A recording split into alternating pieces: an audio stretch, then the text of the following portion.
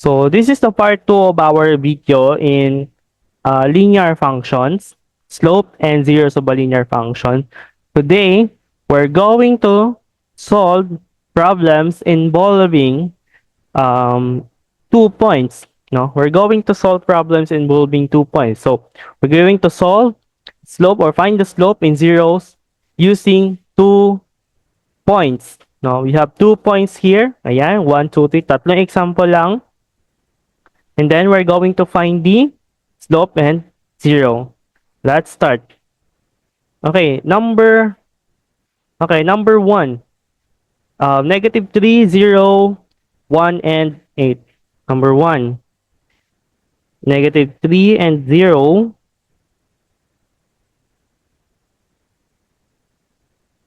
And negative 1 and 8.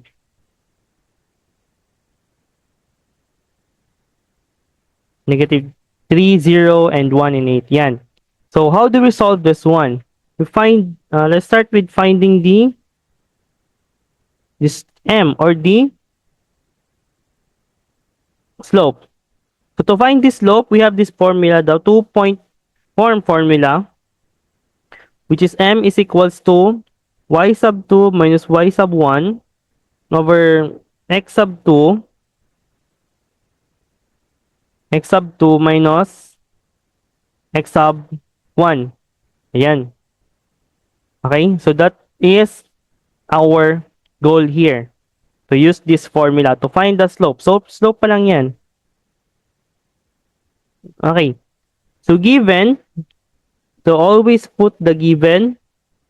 Okay, x sub 1. X sub 1. Sorry.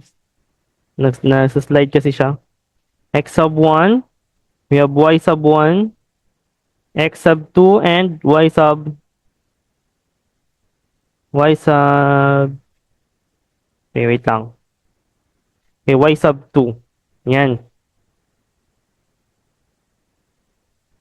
So how do we find the given here, the x sub 1 and x sub 2? Let's go back here. Okay.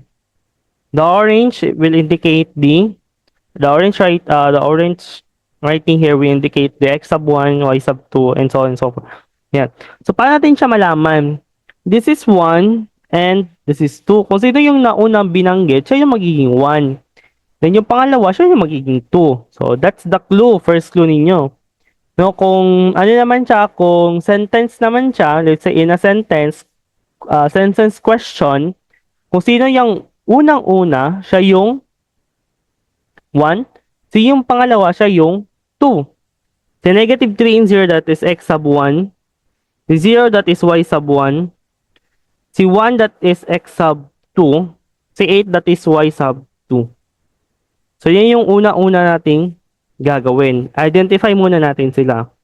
So, we have here negative 3, 0, 1, and 8. Yan. Tama ba natin nakuha natin? Okay, correct. Now, from this given, we're going to use gagamitin natin yung m is equals to y sub 2 minus y sub 1 over x sub 2 minus x sub 1. Walang madaling way dito. Ganito lang talaga siya. No?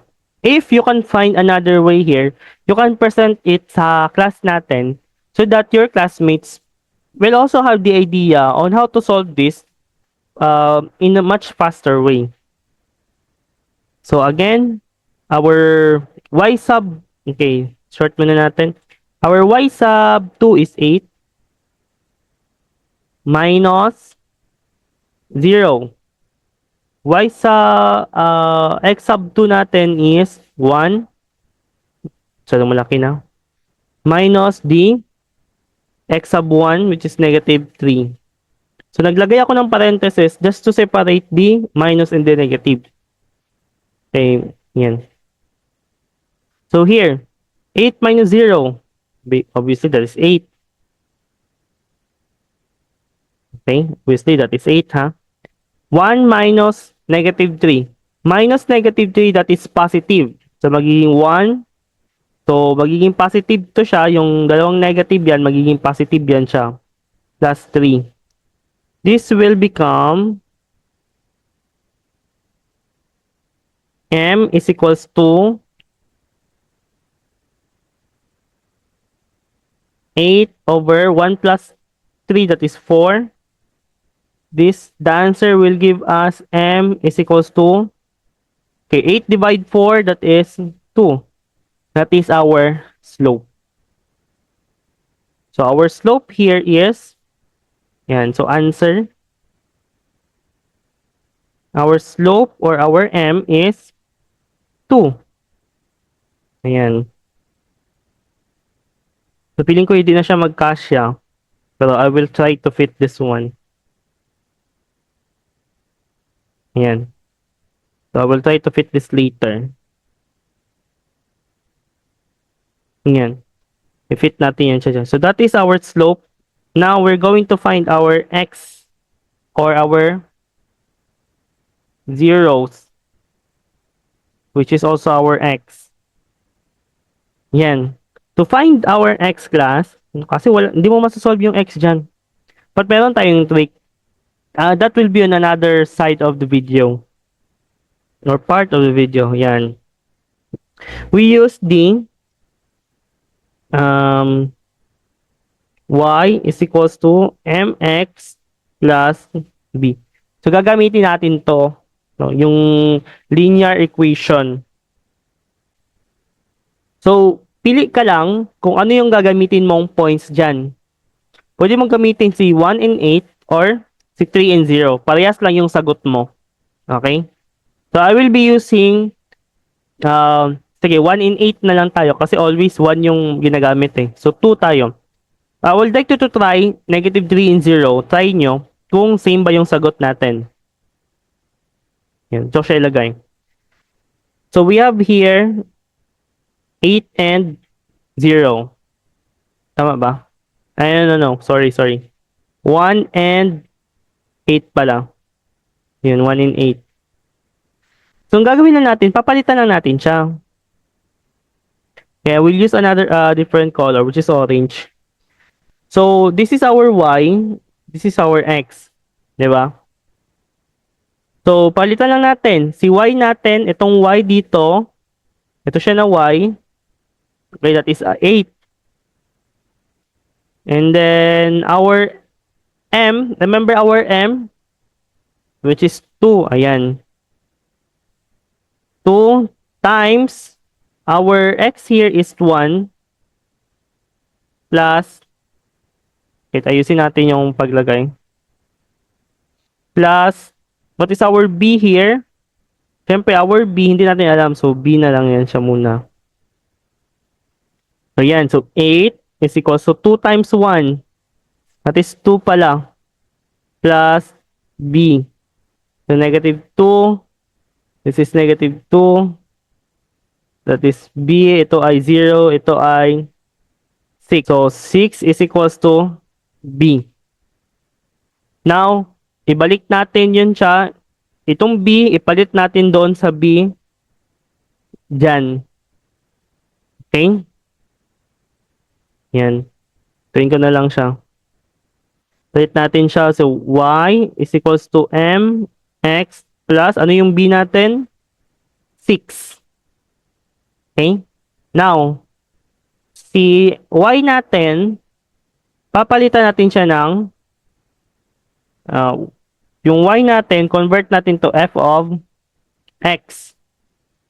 So, f of x is equals to, okay, what is our m? Our m is 2.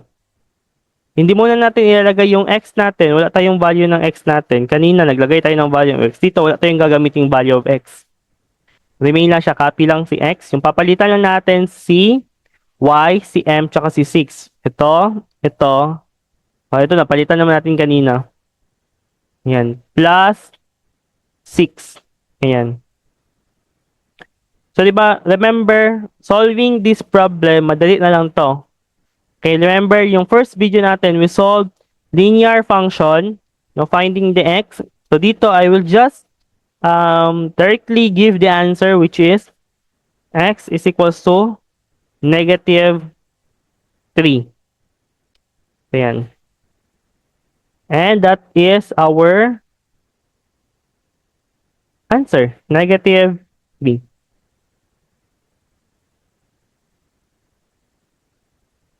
Ayan. Medyo mahaba siya, di ba? Ayan. Mahaba kasi malaki yung space natin. But maliit lang yan siya. Ayan. So, yan. So, next natin, number 2. Okay, kung nalito pa, we still have number 2. Do not be worry. Okay? Yan, number 2. Number 2 is 0 and 10, and then 5 and 0. Number 2, which is 0 and 10, and then 5 and 0.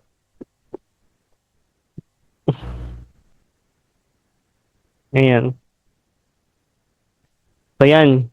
Okay? Yan siya. So, this time, so, ang gagawin natin, no, kagaya pa din kanina, given. Okay, alam naman natin kung saan si x sub 1, x sub 2 dyan, di ba? Tsaka si y sub 1, y sub 2. X sub 1, y sub 1, x sub 2, and then y sub 2.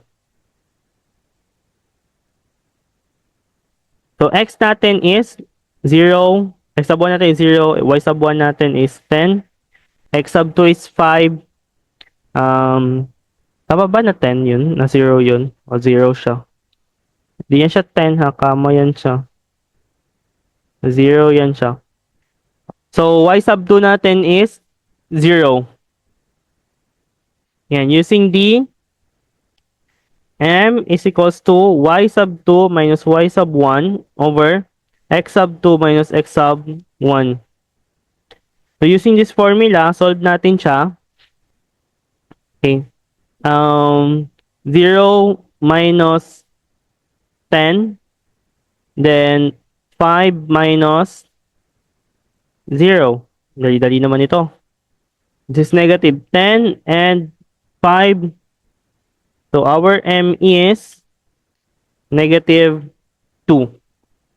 Ayan, negative 2 yung m natin, ha? Negative 2. Ayan. So, medyo madali na lang siya, no? Medyo madali na lang siya. So, now, okay, that is our m. This is our m. Now, we solve for our 0. So, finding the zeros. Okay, finding the zeros. Ano ba naman to? Okay, so we have here, we're going to use the y is equals to mx plus b again. So, pili tayo ng dalawang points dyan. Okay, this time, kinuha ko yung pangalawang x sub 2, y sub 2. Ngayon, yung x sub 1, y sub 1 naman, 0 and 10. We're going to use 0 and 10. Okay. So, y is equals, sorry. 10 is equals to, our m is negative 2 times 0 plus our b. So, we solve here. And, solve natin siya. We have here 10. Ito magiging 0 plus b. And basically, our b is equals to 10. Binaliktad ko na lang. Ayan. So, dito ko na siya ilalagay. So, sa y is equals to mx plus, okay, yung b natin, palitan natin siya ng 10.